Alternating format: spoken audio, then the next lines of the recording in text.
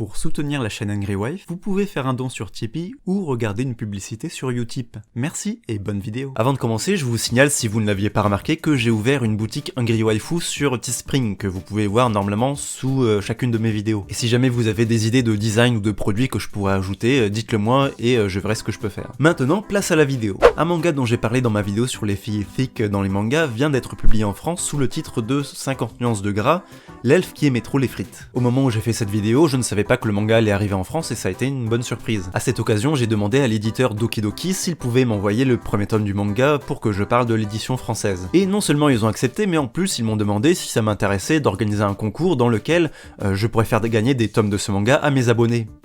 Grave! Le concours se passe sur Twitter parce que c'est beaucoup plus facile d'y faire un tirage au sort et je mettrai le lien en description et en commentaire épinglé. Vous trouverez les conditions de participation là-bas et si jamais vous voulez participer, pensez à ouvrir vos messages privés sur Twitter pour que je puisse vous contacter si jamais vous êtes tiré au sort. Venons-en au manga. Pour rappel, l'histoire se passe dans un monde contemporain dans lequel des créatures fantastiques débarquent avec des problèmes de poids. On suit Naoe qui va aider ces créatures en leur donnant des conseils pour mieux entretenir leur corps. Ainsi qu'Elfeda, une elfe dont le ventre a grossi parce qu'elle est devenue accro aux frites. C'est un manga humoristique et ecchi dont l'auteur est d'ailleurs un ancien dessinateur de hentai. La version française est non censurée et c'est pour ça qu'elle est réservée à un public averti comme indiqué au dos, déconseillé aux moins de 15 ans. En entendant parler de ce manga, il y a des personnes qui m'ont demandé si son but c'était de se moquer des gros. Et comme je le précise dans ma vidéo sur les filles thick, non ce n'est pas le cas. Au contraire, dans ce manga, les corps avec des formes sont mis en valeur. Et les conseils de Naoe servent surtout à avoir une bonne hygiène de vie et à se sentir bien dans son corps. Il y a de l'humour mais qui n'est pas malveillant. Et dans les tomes suivants, il y a notamment une scène dans laquelle l'auteur parle, à travers le personnage de Naoe,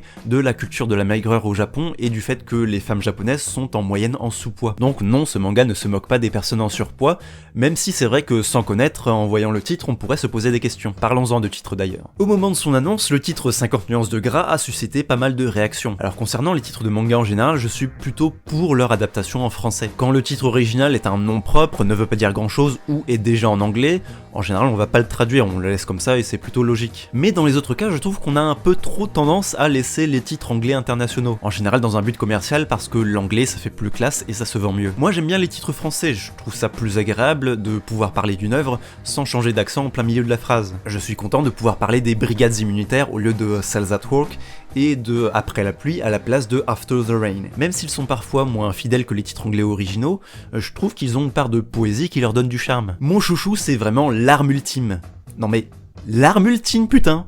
La personne qui a trouvé ça, c'est un génie. Concernant le titre 50 nuances de gras, là on a un jeu de mots faisant référence tout d'abord au roman et film 50 nuances de gras et au gras des frites que mange l'elfe. Et le souci que j'ai avec ça, c'est que ça n'a aucun rapport. 50 nuances de gras, c'est de la romance un peu niaise avec une vision soft du sadomasochisme. Or dans ce manga, il n'y a ni SM ni la moindre scène de romance. Le seul point commun qu'il y aurait entre les deux, c'est le côté sexy, et encore c'est pas du tout le même genre. Du coup, à moins qu'il ait un sens caché qui m'ait échappé, j'ai l'impression que ce titre a été choisi uniquement pour le jeu de mots, et je trouve ça un peu dommage. Après ça c'est juste le titre, parce que ce qui nous intéresse vraiment c'est le contenu du manga. Au niveau de l'histoire, ça ne change pas évidemment, c'est plutôt drôle et intéressant, et c'est cool de voir des personnages avec un physique qu'on n'a pas l'habitude de voir dans les mangas. Je vous renvoie encore une fois à ma vidéo sur le sujet si ça vous intéresse. Je n'ai rien vu de choquant dans les traductions, ni dans les insertions de texte, comme pour les t-shirts d'Elfeda. Les seuls moments qui pourraient faire tiquer sont les nombreux jeux de mots que les personnages lancent, et qui sont un véritable casse-tête à traduire. Mais globalement, le traducteur s'en sort pas mal. Autre difficulté qui n'est pas vraiment adaptable, c'est par exemple l'accent du Kansai d'un des personnages qui n'est ici